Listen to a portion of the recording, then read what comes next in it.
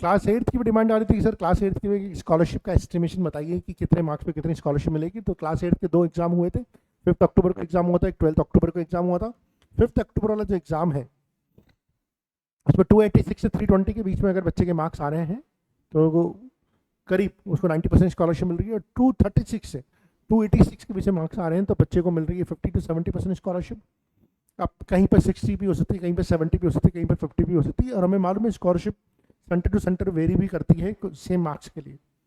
202 से लेकर 236 तक 30% में स्कॉलरशिप मिल रही है, 178 से लेकर 202 तक 20% स्कॉलरशिप मिल रही है, और 136 से लेकर 178 तक 10% स्कॉलरशिप मिल रही है। अगर 5% स्कॉलरशिप का भी प्रोविजन आता है तो उससे नीचे भी कट ऑफ जा सकती है, ठीक है। और 12 अक्टूबर के लिए देखते हैं हम।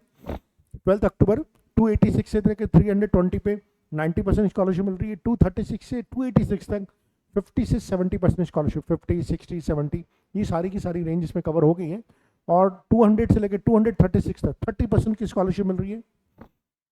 162 से लेकर 200 तक 20% की स्कॉलरशिप मिल रही है। और 128 से लेकर 162 तक 10% की स्कॉलरशिप मिल रही है। और जैसा कि मैंने पहले बताया था, अगर 5% की स्कॉलरशिप आती है तो इससे नीचे भी कुछ आप मान सकते हैं कि 20-30 मार्क्स और नीचे जा सकता है ना। तो 105 या 106 से भी स्कॉलरशिप शुरू हो सकती है। So 20 December will be the last date, मैंने आपको पहले बता दिया था, जहाँ पर आपको पुरानी कम फीस पे ये स्कॉलरशिप का एडवांटेज होगा। और 10th वाले सेशन में पूरी बात करी थी कि स्कॉलरशिप का क्राइटेरिया क्या होता है, कैसे स्कॉलरशिप मिलती है, परसेंटाइल बेसिस होता है, मैक्सिमम स्कॉलरशिप 90% स्कॉलरशिप मिलती है, और ये सब बता दिया। I hope you would like it.